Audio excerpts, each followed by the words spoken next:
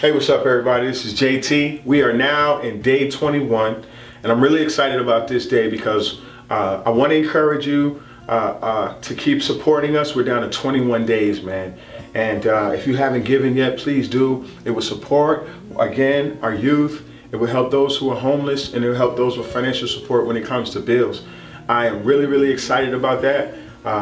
We want you to be a part of our banquet. If you're in the local area, look at the link below. Please press subscribe. Follow me on the video because I'm going to do a whole bunch of fun stuff later. But here's what I want to teach you today. I want to teach you something called remove, my handwriting's terrible, to receive. So we'll equal low, right? Low, spelling low terrible, but low or high growth. I'll put them on both sides. And the reason why I'm writing it this way, I got my back to you, I'm sorry about that. The reason why I'm writing this way is because remove to receive, low growth or high growth. If I watch a lot of TV, right? If I do a lot of reading, let's say I do a lot of reading, right? If I do a lot of reading, but I go to TV, that will equal low. And the reason why it will equal low growth is because what I'm doing is now I'm putting all my energy and my time into watching television. So now I'm receiving more television and I'm doing less reading. The same thing can happen, and I'm giving you all the negative scenarios. If I spend more time, when I used to spend time loving people, right? Because right now everybody's spending a lot of time in hate because of politics and all that other kind of stuff, picking sides and parties, which is ridiculous, right? But if I spend more time, right, now moving from love to hate, then what I build is hate and low love. Because one thing is going to take away from the other. And I try to tell people all the time, if you're not loving people and you're hating people, you do that. But if I was to do this in reverse, where I would spend most of my time loving people, most of my time reducing the hate in my life. You know, I'm almost spelling it wrong. Reducing the hate in my life and putting more love in my life, then that will equal what we call more growth. This is positive growth. Just like in a business or a company, positive energy produces positive growth. If I spend more time reducing my TV, I remove a lot of TV, and I use the word remove or reduce, either one you want to use, remove or reduce. And I go to spending more time reading, right? Proper material, let's just say that, right? That will equal more growth. So let me just put that down there. More growth. And that growth will allow me to enhance everything that is about me. It's the same thing with your spiritual walk. If I spend more time reading the Word of God, I spend less time reading the Word of God and watching more TV.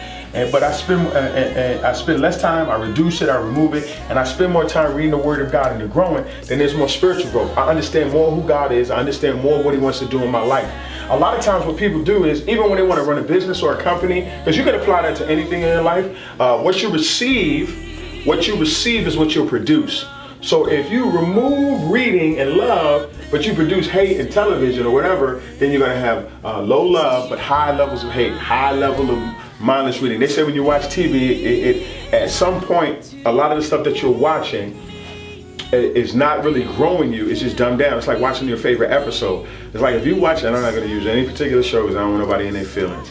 But if I produce something that is of low quality, that has no real substance to it, I am feeding something that will give you an excitement for the moment, and you'll live for it every Monday or Tuesday, right? And you, the person who is taking in this and receiving it, you're now dumbing down your senses to watch violence, to watch catfights, to watch gossip, to watch people go at it. But if I was to switch that into love, and I would switch that into reading and proper material, things that to help you to grow, now I'm adding so much substance to your life. So now you're producing high levels of receiving something that will help you to be a better person. That's the thing that's so critical about this. The Bible says, study to show thyself approved unto God, a workman that needeth not be ashamed, rightly dividing the word of truth. If I feed myself the word of God, I feed myself the intelligence of how God wants me to think, being transformed, right, by the renewing of your mind, then whatever produces out of my mouth, whatever comes out of my heart will build people up. That's why the word says, thy word have I hid in my heart, right? Hid, I receive, that I may not what? Sin against thee. So basically what I'm doing is I am growing. I am applying the biblical truths of the Word of God to my personal life, and it is making me a better person. I'm moving away from the negativity, the gossip, the tearing people down. And the problem with many of us as believers, we don't feed ourselves the right diet, man. And then when we start feeding ourselves a diet, we treat our relationship with God as a diet. When things are going good, you know what I'm saying, I might not pray as much. I might not study as much. But then when I start gaining that little weight of negativity, gaining negative things on my job, bad stuff, and stuff start getting real negative in my life, now I want to get lean in my walk with the Lord. I want to pray more. I want to stop hanging with people. Here's my challenge to you. Don't change your diet, change your lifestyle. Don't change your diet, change your lifestyle. Stop making God a diet. Make God a lifestyle. Feed yourself constantly the Word of God. Feed yourself constant growth. Feed yourself material that will help you to grow. I give a great example. I want to recommend a book to you for those of you who are church planters. It's called Among Wolves by Dhati Lewis. Read that book, especially if you're an urban practitioner. Read that book, because what it'll do, it'll feed you what you should be doing as a pastor, what you should be doing as a leader. Once again, his name is Dhati Lewis, Dhati Lewis. I know everybody spells Lewis, right? Among Wolves. And that book will feed your mind on how to navigate through the challenges of shepherding, navigate your heart and how you should feel about people, right? And the reason why I recommend that book is it's a good start if you're a church planter. If you want to do leadership, I can recommend a book for that. But the whole purpose of what we're talking about is feeding yourself the right things to eat to help you to grow. And we're talking about spiritual food. We're talking about leadership food. We're talking about personal food, how to be a better husband, how to be a better father. What you receive is what you're growing. What you receive is what you're growing. Now, if you're growing in hate, you'll be a person who hates. I tell people all the time, a racist is never born a racist. He was just fed that diet when he was a child. And I call it a diet because you can change that lifestyle. No kid comes in the world hating somebody. Somebody had to feed that to them. And that person had to receive it. I always tell people there's a gap in space between what somebody says and what you receive. So if they say something negative, you have the choice of whether you'll receive it or not.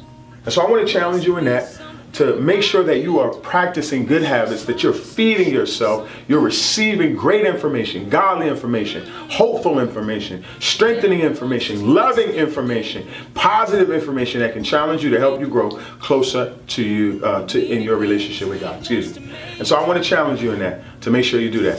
And listen, remember, I say it again, and I'll say it one more time. If you chase your dreams, eventually God will help you catch them.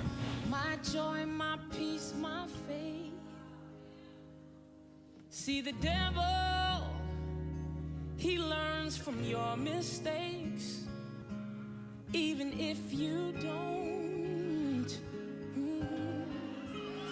That's how he keeps you in cycle.